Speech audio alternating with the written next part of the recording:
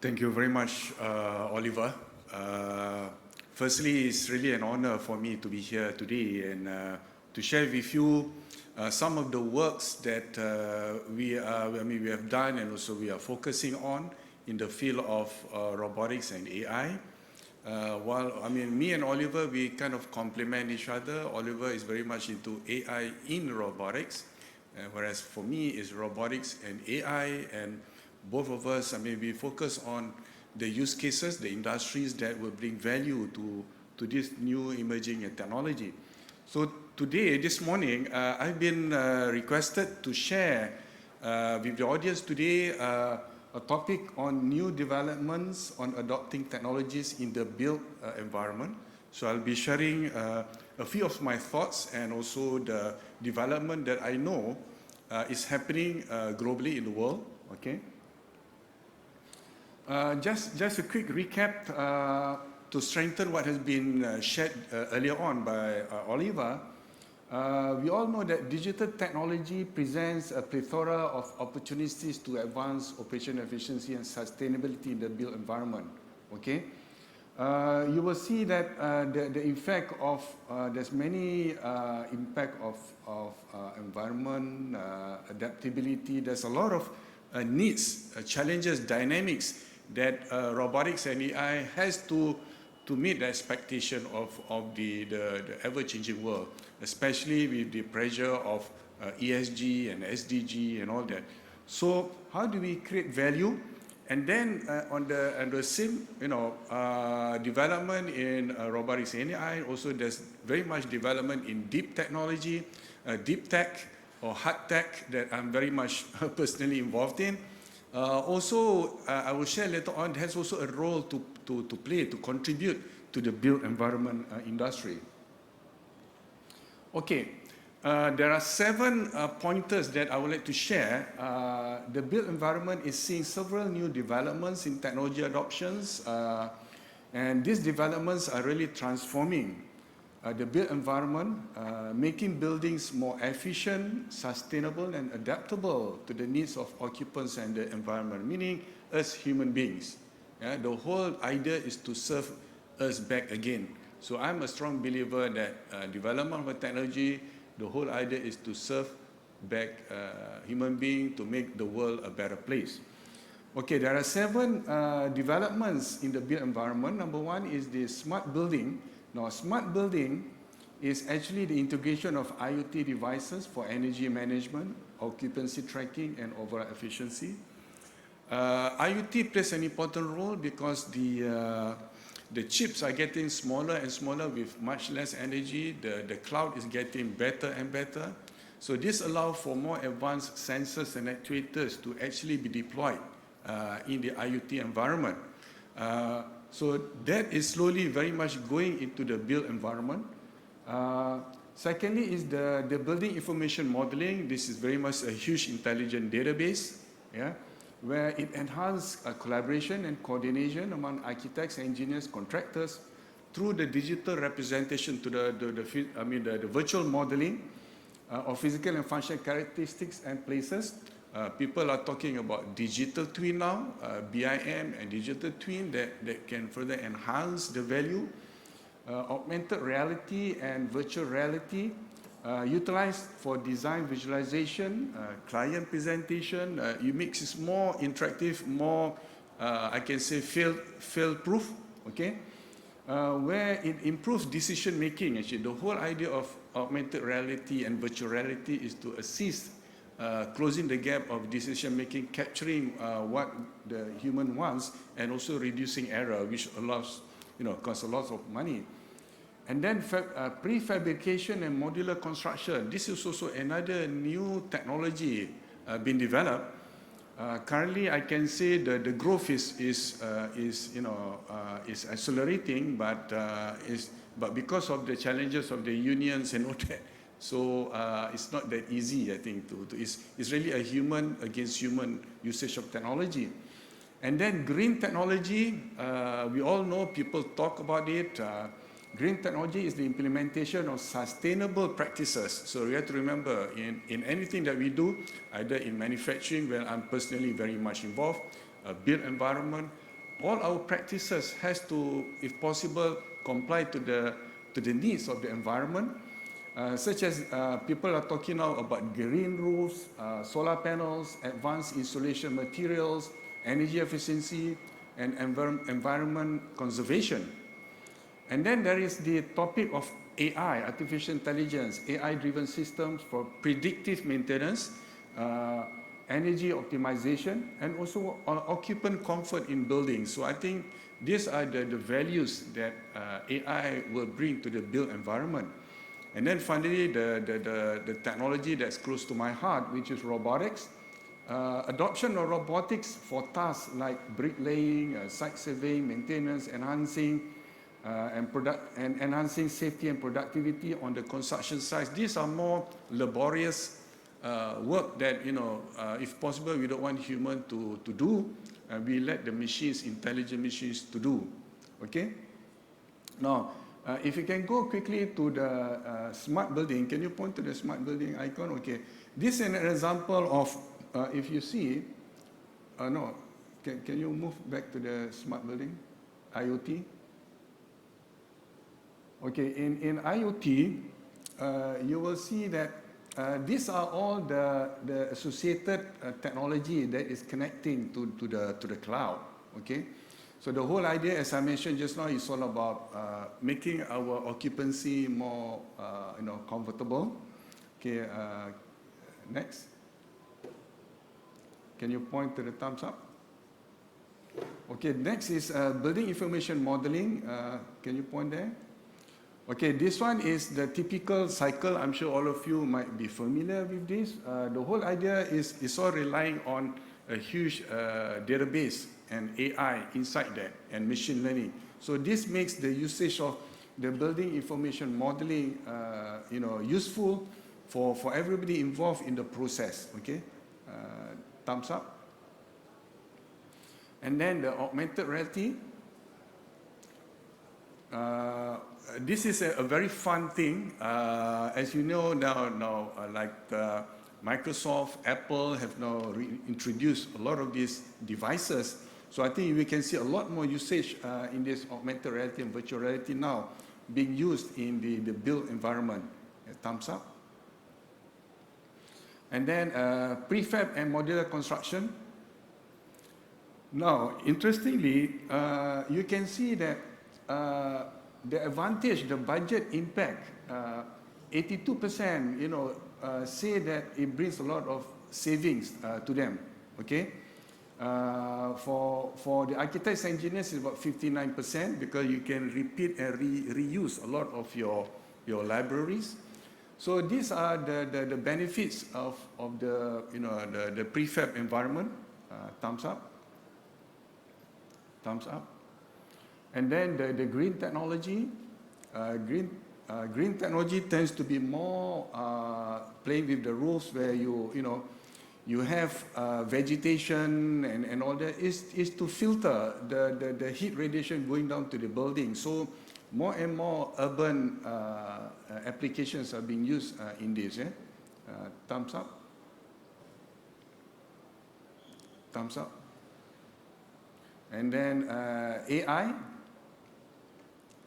Now, AI, there's a lot more than this actually, but this gives us an idea of, these are the AI, the whole idea of AI to control sensors and actuators and be more interactive. So there's a lot of human intelligence that has been put inside this. Okay, thumbs up. And then robotics. Okay, these are some scenarios. When last year, I think, when I was invited to share in Bangkok, okay, I shared a lot of videos. Currently, countries even as far as Russia, unexpectedly, they've started using a lot of robots in the construction, and we very rarely hear and know about it. But I can see that there's a lot of advancement of adoption of robotics and also AI in the built environment in that part of the region as well. Okay, next, thumbs up. Okay, next slide. So just now was 7 examples of technology that is currently being deployed, being used in the built environment. The next one is an area that is very close to me, especially I'm very much involved with the IEEE group. Okay, now in the IEEE group, there's a lot of techies inside there, and they're very much into what we call deep tech now, deep technology. So deep tech refers to technologies built on substantial scientific breakthroughs and engineering innovations. And it is making significant strides in the built environment. Okay? Now these deep tech innovations are pushing the boundaries of what is possible in the built environment, offering solutions that are more efficient, resilient, and also environmentally friendly. Okay? Number one is advanced material, development of novel construction materials with properties like self-healing. I found that very interesting. Self-cleaning, high durability, enhancing the longevity and sustainability of buildings. So I'll share some example of the cement, making cement self-healing, the floors and all that. So I felt that is also a very deep tech application of built environment. And then nanotechnology, integration of nanomaterials for applications such as enhanced insulation, pollution reduction, structural reinforcement, improving building performance and environment impact. Advanced sensors, as I mentioned just now, utilization of sophisticated sensors for real-time monitoring and structural health, indoor air quality, occupancy patterns, enabling proactive maintenance and optimization of building operations. Blockchain, very hot topic. Implementation of blockchain technology for secure, transparent management of construction contracts, supply chain logistics, and property transactions, reducing fraud and streamlining processes. Quantum computing, a very hot topic now. I will share some slides on quantum computing. Exploration of quantum computing for complex simulation, optimization algorithm and data analysis, tasks in building design, energy management, and also urban planning, leading to more efficient and sustainable solutions. These are hard, complex problems that only quantum computing can assist us in this, problem solving. Biotechnology is also coming in, as this is a deep tech that is also going into built environment, where integration of biological systems for applications like biodegradable building materials, living walls, and microbial air purification systems, promoting health and well-being in built environment. And then finally, not forgetting space technology. Space technology, adaptation of technologies developed for space exploration, such as 3D printing of habitats and advanced insulation materials for construction in extreme environment and sustainable living solutions on Earth. The reason of why people talk about space technology, as you all know, people are now pushing about building lives, living in planets like the Moon, the Mars. So that forces for us to really look back again in terms of how we actually live in our own world in Earth. Okay. If you can point to advanced material, this is an example that I wanted to share. A self-healing concrete, for example. So we have the concrete composition going into here, the crystallization, biomineralization, and microencapsulation. And these are the requirements, control factors, analysis methods, eco-friendly. So this becomes a piece of concrete which is self-healing. I think there's products now being produced. Maybe it can only happen with deep tech in this thing. Yeah? Thumbs up. And then nanotechnology. Now, nanotechnology, as we know, these are really manufacturing processes. Okay. Nanotechnology being used now in solar panels, in slabs and steel, glass, and all these micro nano materials are integrated into the normal materials, and they can do wonders with this. We can control what we want. You see, thumbs up. And then the advanced sensors. Now, advanced sensors are normal, as you know, relying a lot on this type of chips, okay? There's a lot of chips, I can say, gateways, sensor gateways that is controlling all these many types of sensors. So, and it's all relying on the cloud.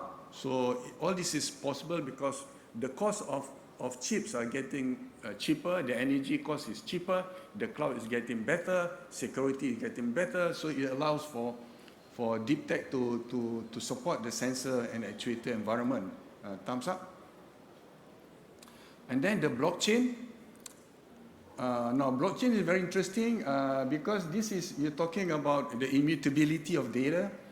As a client, the blockchain, when contracts being done with architects, the cost and all that, the design team, so everything in the process is captured in the ecosystem. So in this blockchain, so with this blockchain, you are really protected in terms of in everything that you do in the, especially in the legal aspect, also in the financial aspect. Okay, insurance and quality control as well. Thumbs up. Next is the quantum computing. Now, this shows the amount of money being spent, billions. Like for example, the highest is France. France spends about 2.2 billion in quantum computing, followed by the US is 1.2 billion, and also Canada 1.1 billion, UK is 1.3 billion.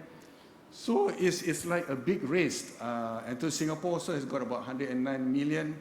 So it's a big race of ownership of this technology, and they are testing this quantum computing in urban modeling, design, and also the healthcare of the whole city and all that. So it's very complex, and when I was studying this, it's very interesting.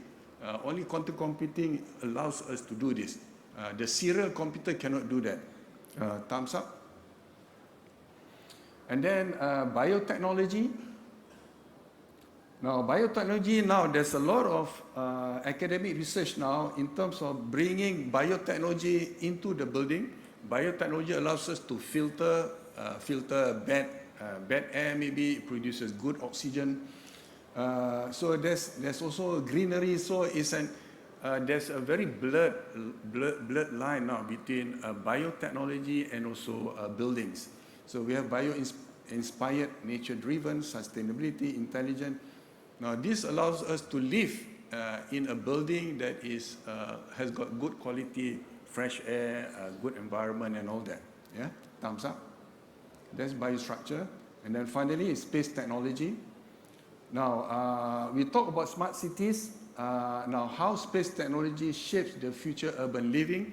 If you Google space technology in urban, in built environment, you will see a lot of early stages of how they build capsules and also the whole ecosystem, the cycle of making sure that, whatever that we do in Mars, the technology being deployed in Mars can also be used in our Earth here. Okay, thumbs up. So next slide. So basically, those are the sharing of my keynote this morning. Actually, I've shared 7 examples of the current technologies in the built environment, and I also shared 7 examples of deep tech in built environment. And I'm sure beyond this, the future AIBotics will be sharing, reporting more and more growth in this sector. So I'm looking forward to that. And again, I would like to thank Apara and also Constella for giving this opportunity to share this presentation. So thank you very much.